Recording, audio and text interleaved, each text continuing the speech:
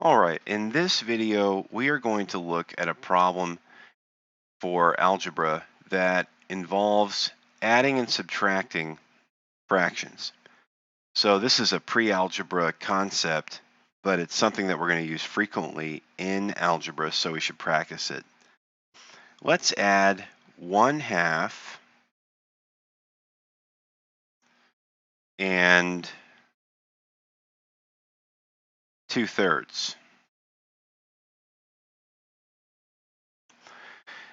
From a geometric perspective, this is easier, but when you're looking at the numbers, it's difficult. And I kind of want to illustrate exactly what I'm talking about with circles. Let me present the problem. We want to add 1/2 and 2/3, right? So essentially, in a picture form, what I'm asking us to do, see if I can get this to show up on the camera. Okay, here's a picture of a circle, and for 1/2, we'll represent that as a circle that's cut in half. And I want to add, in the first instance, we want to add 1/2. Okay, I'll just sketch this in. Doesn't have to be an art project.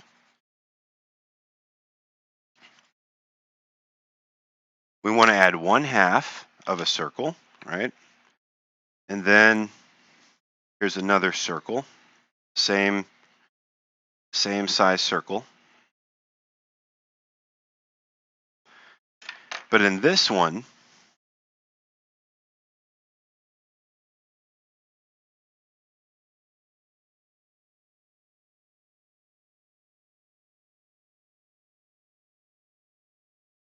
we want to break this one into thirds, okay? We'll do it like this.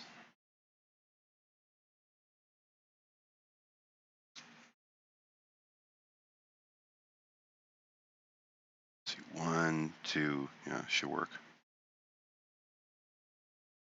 3. Okay, so in this one, we want to add 2/3. So I've broken this circle into 2 pieces and this circle into 3 pieces. In this circle, I want to add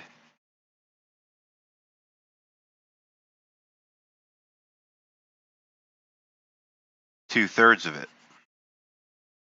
Okay, so in the first circle, I'm adding half of the circle. In the second circle, I'm adding 2/3 of the circle. And we have a problem when we're doing this algebraically, or I should say mathematically or symbolically. When we're doing it by picture, you say, oh, okay, I see, I'm adding all the orange pieces together. But when we're working with the numbers, we actually have to manipulate these rational numbers or these fractions before we can add them.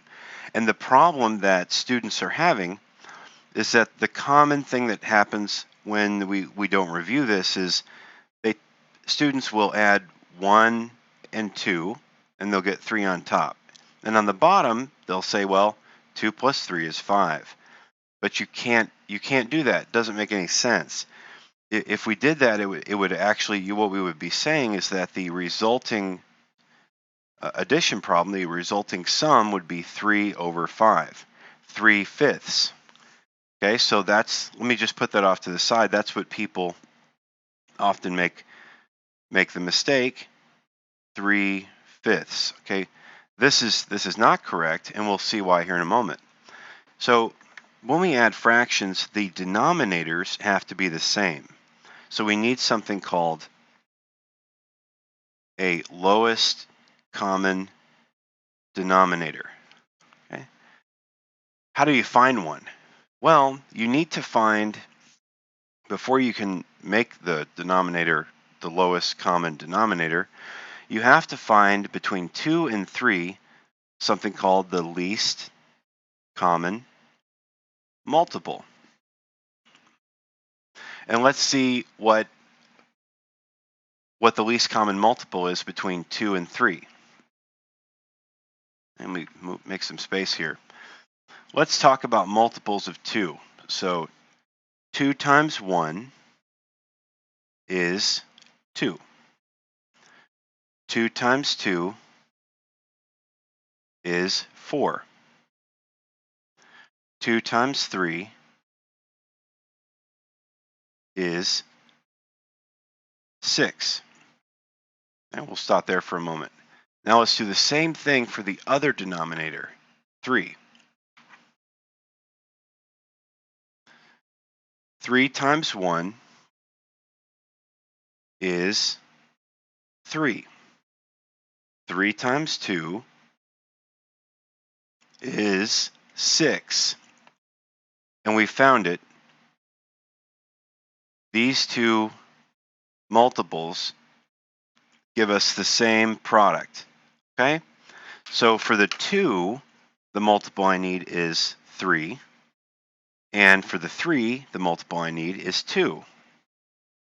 This is often the case where the multiple you're looking for is just the other denominator. Okay? Let's go back to the problem. If I multiply 2 times 3, I can put a 6 here. If I multiply 3 times 2, I can put a 6 here. And that's good. That'll give me a common denominator. Okay? Now, when you do this, you cannot multiply. In a math problem, you can't just multiply a number by a denominator. You have to multiply by what is essentially 1. So a lot of students know about reducing fractions. If I were to multiply, still going to do some bad scratch work over here. If I were to multiply 1/2 by 1/3, I would end up with 1/6. Okay, but that is different than 1/2. I can't change this fraction. I can only change the form of it. So 1/6 is actually different than 1/2. 1/6 would be a little piece of this circle, if that makes any sense. But if I multiply, this is again just side work, if I multiply 1/2 by 3/3, okay, I multiply the numerators first, and I get 1 times 3 is 3. Multiply the denominators, and I get 2 times 3 is 6. The resulting product can always be reduced back down to the original fraction. 3/6 can be reduced to 1/2. So you can never change. If you were to draw a pie chart of this, it should look just like the original pie chart that you drew.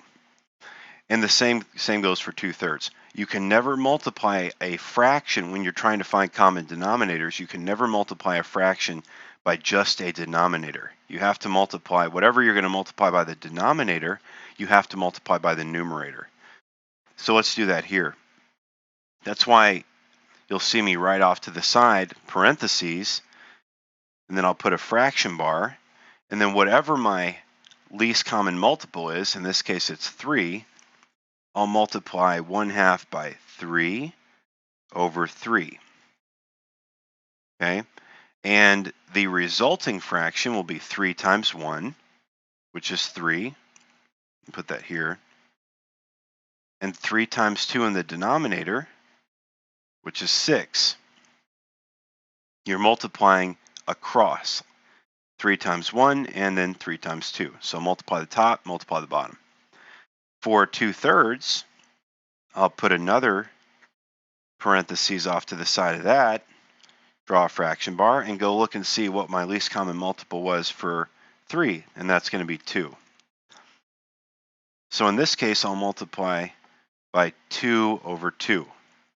Again, that 3/3 can be reduced to 1. 2/2 can be reduced to 1. And that'll always be the case that you're going to be able to reduce it back to 1. So 2 times 2 is 4. 3 times 2 is 6. So I've actually changed the numerators and the denominators for both of these fractions. But they're both actually still the same fraction. 3 over 6 can be reduced down to 1 over 2. And 4 over 6 can be reduced down to 2 over 3. So I still have 1/2 and 2/3 here, but now they have common denominators. So now I can add these. And remember, we never add denominators. Never. We add numerators. So 3 plus 4 is 7. And we just bring the 6 over. And that's good. So remember what we originally had as the common mistake that people get. They usually get 3/5, which is not even a whole circle. You know, it's only 3 pieces of a circle out of a total of 5. Think about a pizza. If you had a pizza cut into 5 pieces, we're saying that you'd take 3 of those. Well, that's not the correct answer, because in actuality, we're adding half a pizza to 2/3 of a pizza. So we're actually going to end up with more than an entire pizza. We're going to end up with, in fact, 7/6 of a pizza, which, if we turn this into a proper fraction, is equal to 1 and 1/6 of a pizza. If you're not sure how to turn an improper fraction into a proper fraction, you just take the numerator, in this case 7, and you divide by the denominator, 6. So you ask yourself, how many times does 6 go into 7? Well, it can only go in one time. And you multiply 1 times 6, and you get 6. And then you subtract 6 from 7, when you're left with 1. And then you put a decimal point, and you bring down a new 0 right here, and you ask yourself, well, how many times can 6 go into 10? Again, it's still 1. 1 times 6 is 6. And you subtract, okay, and you get 4. Bring down another 0. How many times can 6 go into 40? Well, let's see, it's 6, because 6 times 6 is 36. So you put a 6 there, and you multiply 6 times 6, you got 36. And you see when you subtract 36 from 40, you're going to get 4 again, and this is just going to repeat. So you've got 1.166666666. And if you've someone that's been looking at a calculator a lot, and we don't want to rely on this device, but 1.166666666, y'all know how to do math. Frac is going to turn into, make sure you can see it, 7/6. Okay, so I hope this video helped you. Let me just get this clear. The answer is 7/6, or 1 and 1/6. We'll work on this more. The reason I focus on this heavily is because in all math, starting with algebra and going all the way up, this little skill of being able to turn denominators into something that's common is going to come up just constantly. So we've got to make sure that we all have this thing on lock, as the new generation says. So I hope you found this tutorial video helpful. If you did, please like the video, leave a comment if you had a question, and please subscribe to the channel so you're always alerted to new videos, and hit that notification bell so you don't miss any new video announcements. All right, well, thank you very much.